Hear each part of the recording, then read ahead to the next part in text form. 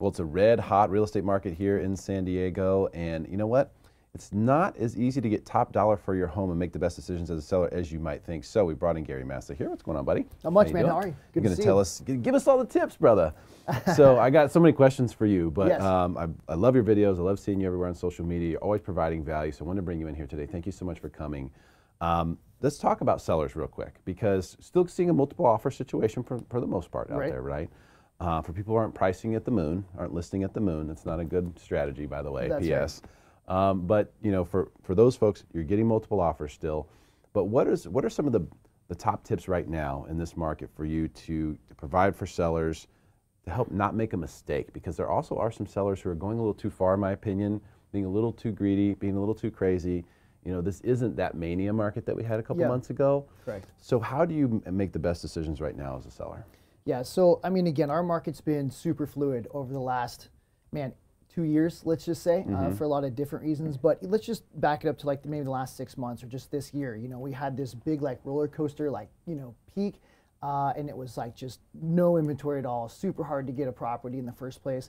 And it kind of developed a certain type of buyer that they, after a couple of months of being in that, in those trenches, they realized what they had to do. It kind of takes a lot to get there to be like, oh, I've got to pay 10% over list price, and I've got to do all these crazy things like get my offer accepted. And so a lot of buyers had learned, but now we're getting to a point where the market's kind of evening out a little bit. Like a lot of those type of buyers that were willing to do whatever it took have either got a home or got discouraged. You know what I mean? And I feel like now we're dealing with either new people coming into the market or those buyers that have been slightly discouraged, and they're like, I just don't feel like participating in that kind of a market.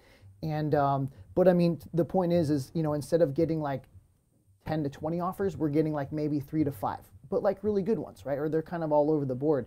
But the point being is the market's softening up a little bit, which is good, right? Absolutely necessary. But the point that you're just making is that there are still sellers that are trying to price in that trajectory, like that 10 or 15% above list price in their actual listing. And those are what we're starting to see not selling and coming back down. And it's giving the appearance that the market is actually coming down a lot when it really isn't, because they weren't pricing it where the market would be normally anyways. So what we are seeing though is we're starting to see that list to sale price ratio that got up to about 108% or 109% on average, for detached homes. But that's coming down a lot closer to like 100%, to like 102%. So what that's showing us is the market is kind of like people are paying what market value is for properties and not going to the moon over. So I think the question was, I kind of got off on a slight tangent, but the backstory. But I think the question was, what can sellers not do to like price themselves out of the market? Yeah, mistakes to avoid, things to bring to the table as a seller. Like, how do you advise a seller in this market to maximize the opportunity? Because there's obviously still a seller's market. Yeah. Right? Still very low inventory. Demand is there. Rates are still low. Those things are all sort of still in place. Right. But we don't have a mania taking place. Right. So how do you maximize as a seller, knowing all the things you just laid out in this market right now? So a couple of things, right? So let's talk about pricing in the very beginning. And again, pricing has always been more of an art than a science. I mean, it's a little bit of both, right? But to the point is, or that we just mentioned, some sellers that are pricing way high and trying to get that uber top dollar, the market may pay for it, but if you go out at that listing price, it's not going to happen, right? We've seen people say, you know what, I think enough is enough. It doesn't look like it's in line with comps.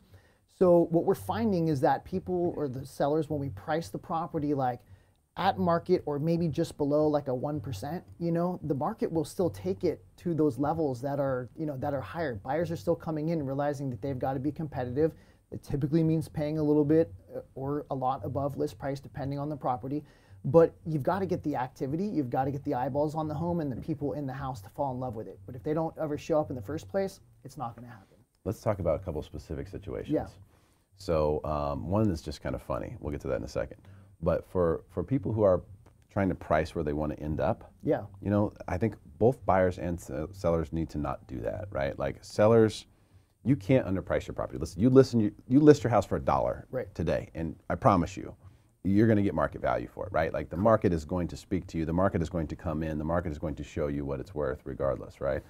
The worst thing you can do is overprice it, because also specifically in this market right now, we do still have a lot of buyers who believe that the listing price isn't the end, that it's going to go up from there. Correct. So if you're pricing all the way at the top, let's say you're listing for 1.2 and you think that's where you should end up, but really you should probably list it at $999 and just create a massive frenzy. You're listing at 1.2, you're discouraging a lot of those buyers who might be able to get to 1.2 because they go, well, this is probably going to end up at 1.3 or 1.4, who knows, we don't have a chance. Yep. You're discouraging them. So you never want to discourage a potential customer. Correct. Right? From walking into your store. And when you're a home seller, your store is your house. Right. You want people to come to the store, because you want people to buy. You want them to be able to pay, the most possible. You got to get them in the door. So you're making a mistake on that front. Also, the same thing buyers are doing in a lot of cases, and I'm doing my best. Please, buyers, listen to me on this. Trust me on this. Trust me on this one. Don't make your best offer first. You can't do it. Don't come in and say, this is it, best and final, right off the gates. Don't do that, right? Because now a listing agent has the opportunity to potentially tell other buyers, like, well, we're already here, so just so you know, we have an offer at $580. Yep. And so now everyone else is pinging off of your best offer. So don't do that. And I know everyone wishes that it could be that simple, but when you're buying a house, it is a negotiation. Gary, we don't live in a negotiating culture. No.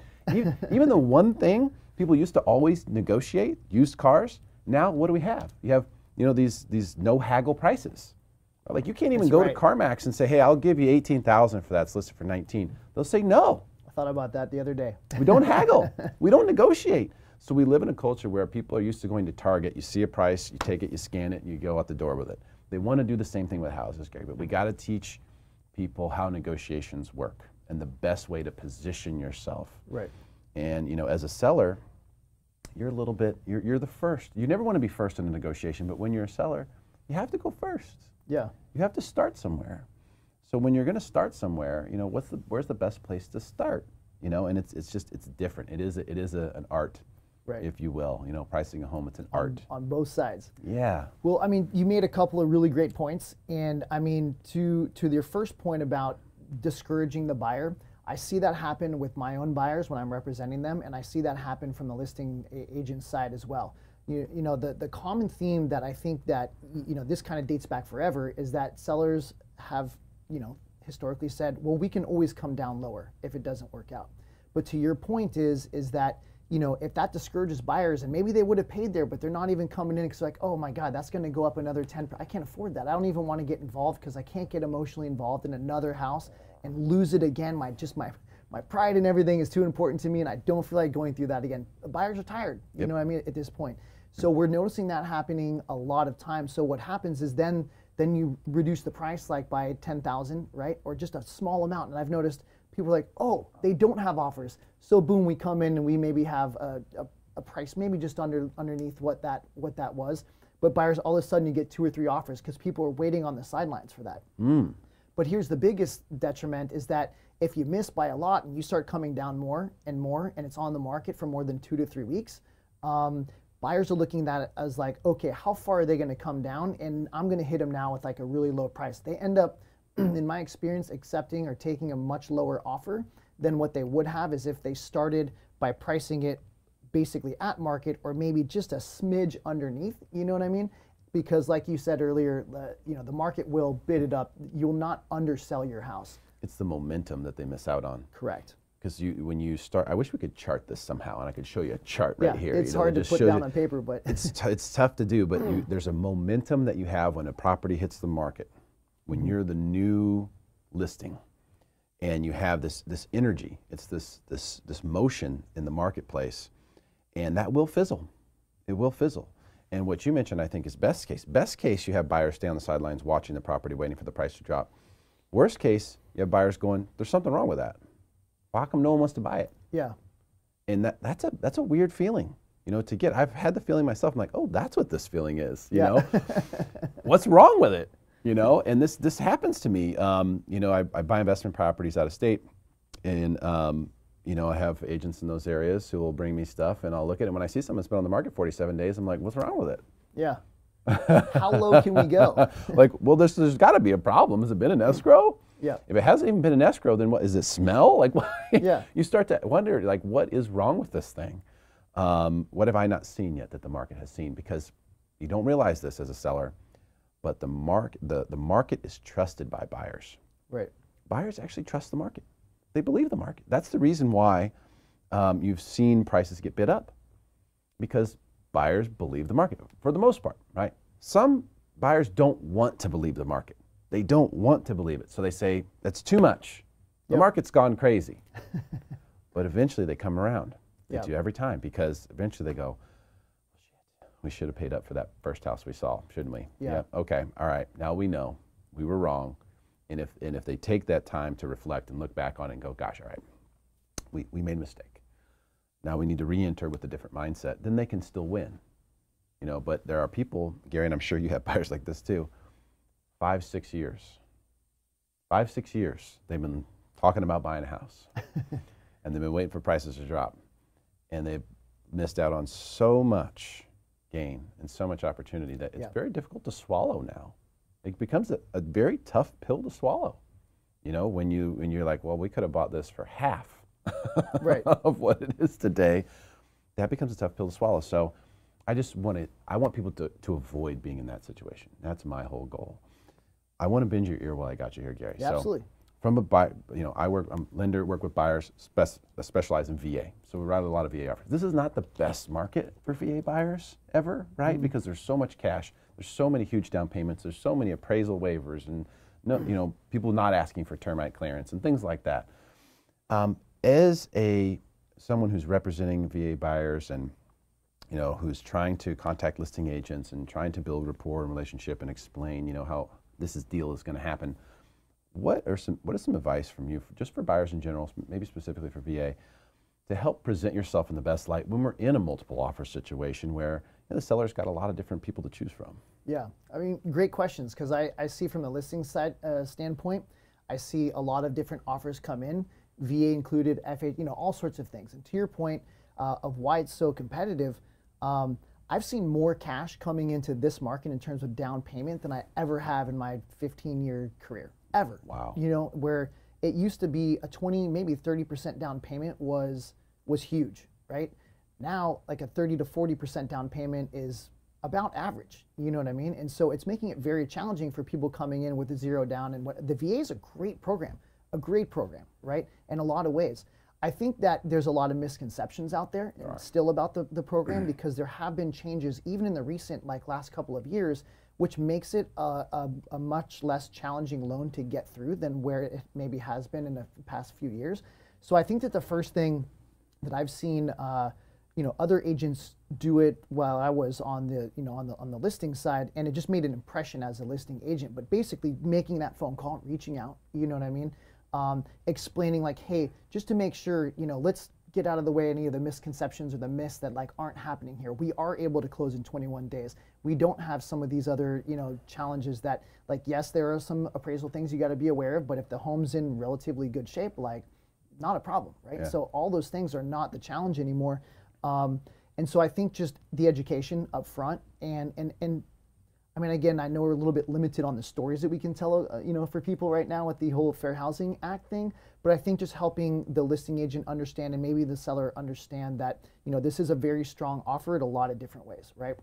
The other thing that I've seen is we've sold a lot of multifamily properties lately, in and around San Diego city area, more or less, and on every single one of them, there's been at least 30 to 40% like VA, you know, VA buyers, right? There's been like VA, FHA, because I know that they also get larger benefits in terms of the loan amounts, et cetera, for, you know, 2, 3, or 4 units.